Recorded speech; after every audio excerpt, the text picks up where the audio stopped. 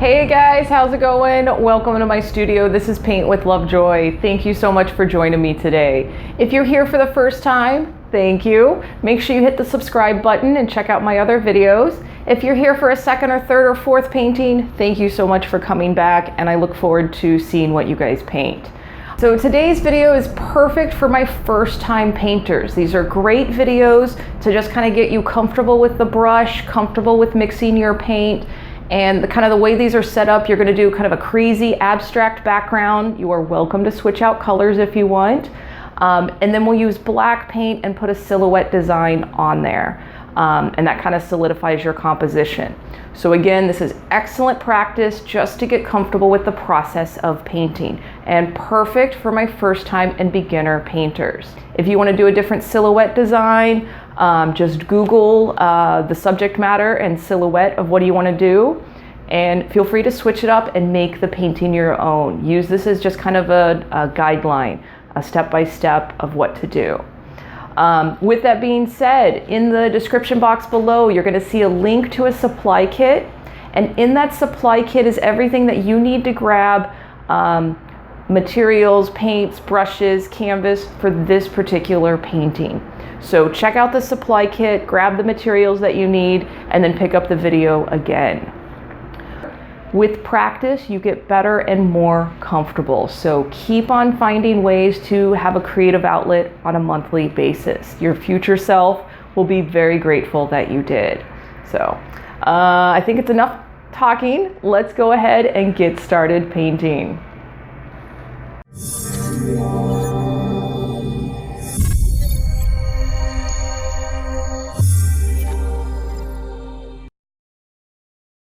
Alright guys, this is going to be another fun, colorful painting, so head on over to where you have your setup and all your colors, and make sure you turn on your favorite music. As always, make sure you take your progress pictures as we go through the process today. So I'm actually using yellow and starting on the left hand side, kind of drawing my horizon line, and you can see that it curves a little bit. It's almost like a smile line. It doesn't have to be exact. Then we're going to do a vertical line that splits the canvas in half. Again, just general area. Then we're going to take each section and split that in half. So that way we have 4 relatively equal sections on our canvas, with our kind of above our horizon line and below our horizon line. So it is a good spot to take your first progress photo. And now we're going to be moving over to light blue, and that is using white with a touch of blue, and you can change the shade to whatever you want. And I want you to try a couple of different brush strokes that you just saw demonstrated on the screen, and whichever one that you kind of feel comfortable with, stick with that as we're applying the paint. I tend to like the kind of the X marks, the back and forth kind of sloppy style, and that's what most of my students end up choosing. So as you're applying your paint, especially if it's student grade paint, you do want to apply your paint a little bit thicker than you may be comfortable with. And that thickness is going to give a bit more opaque coverage and help us when we do a little bit of blending. And you can see that I am painting over those original yellow lines. We will be covering those lines completely as we go through the process. All right, and here you can see that I actually just slapped a little bit of darker blue on top of my background and then moved my brush on top of it. This is called wet on wet blending. All right, another good place to take your progress photo as we move right along. And now we're going to go with a little bit more of that straight blue, that dark blue. And I'm going over to that right-hand corner, that bottom section, and filling in the dark blue with that area. And here again, you can see that I'm grabbing more of that darker blue, slapping it on top of there, and just very sloppily applying and kind of smoothing out the paint. All right, now we're going to go to green paint and go back to that left-hand side below the horizon line. And again, with it being student grade paint, I am applying a little bit thicker. Now I'm grabbing a touch of that yellow, slapping it right on top of that green, and then I wipe my brush off, and then using light pressure, just kind of blending that yellow into the green. Again, each one of you will have a slightly different mixture.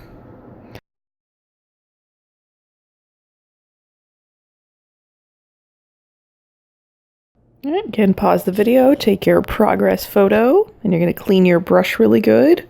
We're going to go to a light purple, so that is white with a touch of purple. Again, you can make it any shade or intensity that you want for your purple. And with this painting, you're welcome to switch out any colors if you want to use a limited palette and just 3 colors, or you want to use different colors than I'm using. Go right ahead and switch out what you want. Make this your own painting. And if you're one of my first time painters and you're holding your breath right now, take a deep breath for me, relax, laugh at yourself a little bit. This is just painting, so don't take yourself too seriously. All right, and here you can see that I actually got a little bit of that blue in with the purple. That's okay. If that happens on yours, just kind of work it into it, or if you need to, you can take a paper towel and wipe off that color and reapply your paint. And now you can see I'm throwing a little bit of that white up there just for a little bit lighter on the top. Again, take your progress picture after you finish each section. It's nice to kind of look back and see how you're transforming this white canvas into your final composition, your final painting. Here for this section, I grabbed just that straight blue, and we're putting it on there kind of thick, and again, going over those yellow lines from the beginning. Remember to breathe and relax. You're doing a great job. I'm really proud of you for painting at home. It takes a lot of courage to do this. It's kind of scary, but hopefully you'll find that as you paint 1 or 2 paintings, it's not as bad as you imagined. And hopefully you are finding that you're so focused on the canvas in front of you that you kind of forget about the outside world just for an hour or 2. And that is the best and most beneficial part of the painting process. All right, so again on our screen, you can see I threw a little touch of white on the top of our blue. Again, doing that wet on wet blending method. And we're going to take this as we do each section and just kind of build and get more comfortable with your tools and the process of painting. All right, and at the bottom of that section, just grabbing that straight yellow. You can see there is a touch of green in there. That's okay. If you've got a little in yours, just kind of work it into it. And then again, I slapped a little bit of green on top of there and played with mixing it into the yellow. And don't stress about getting this perfect or looking like mine. It's going to look like yours and it'll be a little bit different. But every time that you mix a color, you apply it to the canvas, your brain is taking in all this information. And the more that you do it, the more comfortable you get. And again, clean your brush. We're going to go to a light orange. And that is going to be white plus orange. Again, applying it kind of thick, going over those yellow lines from the beginning section and filling in our background colors. Remember to relax. You're doing a great job. And again, right now you're slightly an abstract painter as we're just kind of putting these sections of color on there. The bonsai tree will be our kind of our main compositional element. And threw a little bit of yellow on top of my light orange. If you want to do that, go for it. If you want to add a little bit more orange, you can. Take your progress photo every now and then. Now grabbing a bit of that straight red, slapping it on that bottom section for our last part of our canvas filling in. You guys are doing great. And remember, it does not have to be perfect. All right, when you're fully done with your background, you want to take your progress photo. All right, and after your background is fully dry, we're going to move into the pointy brush and black paint. And you can see where I kind of put a dot in the third section, kind of the orangish section. Use that as my starting point, and then I want you to make this elongated S curve. And I do want it kind of going into the second section, the blue section, curving back into the orange and then coming back to the blue. This is our base of our tree that we're going to build from. And with those bonsai trees, you know, they have that kind of great wiggle. And for the second line, you're going to start about a third of the way down from the top, and you're going to add a second line to thicken the base of your tree trunk, the base of your bonsai tree. And then you're going to fill that in with black paint.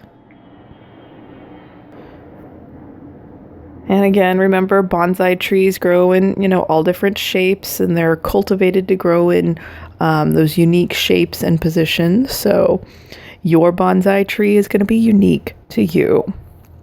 So once you've kind of filled in that bottom trunk of your bonsai tree, we're going to move in to making some roots that are kind of shooting out and growing throughout the ground.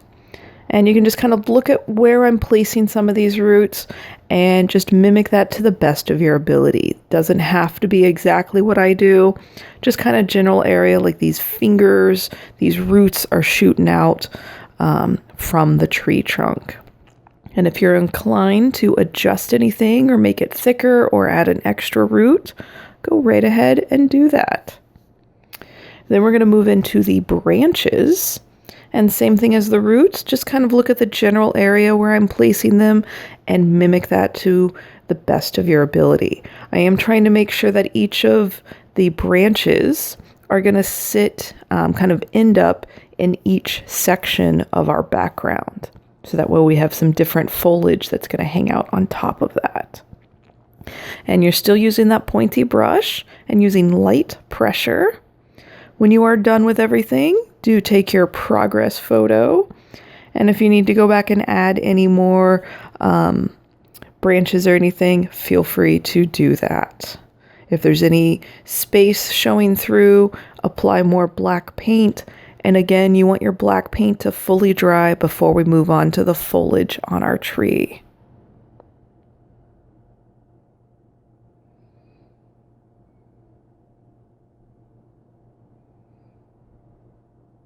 All right, and if you are again inclined to add some branches where I do not put them, go right ahead and do that. This is your painting.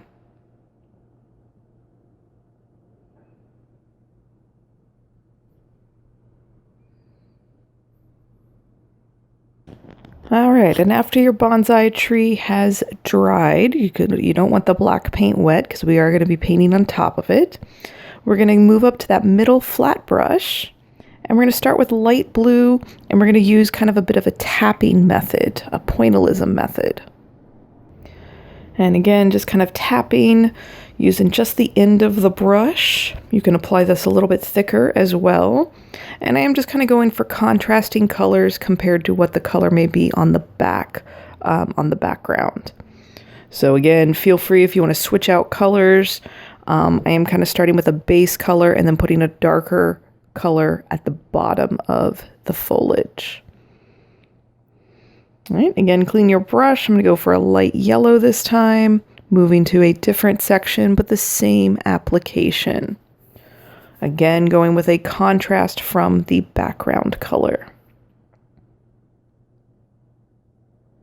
A lot of times I tell my students, if you have anything that's irritated you or pissed you off, you can kind of take it out on your painting and you will feel a little bit better afterwards.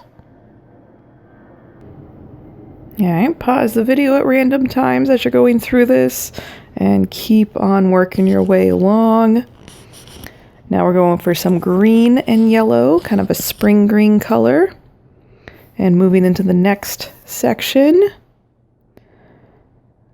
And if you do have a branch that's kind of overlapping two sections, you do want to kind of keep your foliage color the same color just in that section, and then when you get to the next section, you'll switch it to that color and bring it right up next to where the two meet.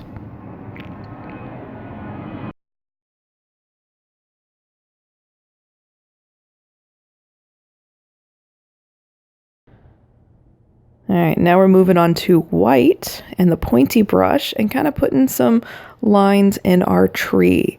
And again, these don't have to be solid white. You can see where some of them are showing up the texture of the canvas. Some of them are light gray, but it's breaking up the space of our black tree trunk. And these are overlapping using light pressure, treat your brush kind of like a pencil, and you're just kind of getting these bark lines in our bonsai tree. As you're painting, I do want you to get out of your chair, look at your painting from about 3 to 10 feet away, and look at how it looks like from that distance. And it is going to look different from that distance compared to 2 feet in front of you while you're painting. So as you get more and more into the creative process, get in the habit of looking at your artwork from that distance, assessing it, and then go back and adjust anything that you need to. And again, take progress photos. If you need to go back to your foliage, intensify it, change the colors, add more, go right ahead and do that. If you want to go down to your ground and kind of give them blades of grass, you can do that for every color. You can do that for one section.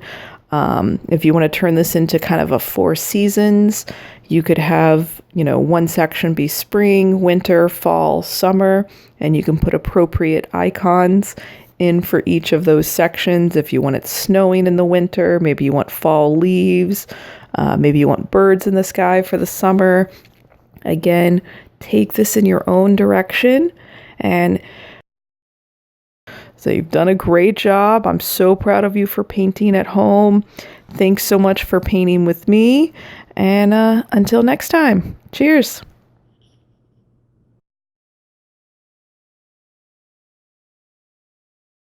Hey guys, I hope your paintings turned out really nice, and I hope you feel a little more relaxed now at the end of painting compared to when you started. I'm really, really, really proud of you for painting at home. So good job. Don't wait too long to do another painting, and just kind of hone in the skills that you learned today. It will be more comfortable the next time that you go to paint. As you're uploading your pictures to social media, please tag me in those photos, Paint with Lovejoy, or email them to me, paintwithlovejoy@gmail.com. I'm a fully solo production here, so seeing your feedback, hearing your comments, really kind of gives me motivation to keep making these videos, and it is growing really, really nicely. When you are ready, I do have something that you can kind of level up to. So I want you to check out my main website, paintwithlovejoy.com, and I feature my Paint Your Pet class, and it is geared towards first-time and beginner painters. So check that out when you're ready to kind of take the next level of painting at home. If you have any comments, questions, suggestions, things that you would like me to paint in the future, please leave a comment below. I do my best to respond to all of those pretty quickly. And like I said earlier, your feedback is definitely keeping me going and keeping me make more videos. So it is your support that's making this happen. So yeah, thanks again for taking time out of your day to paint with me. I'm honored, truly grateful that you're finding a lot of help in these videos and enjoying the process of painting. So until next time, cheers.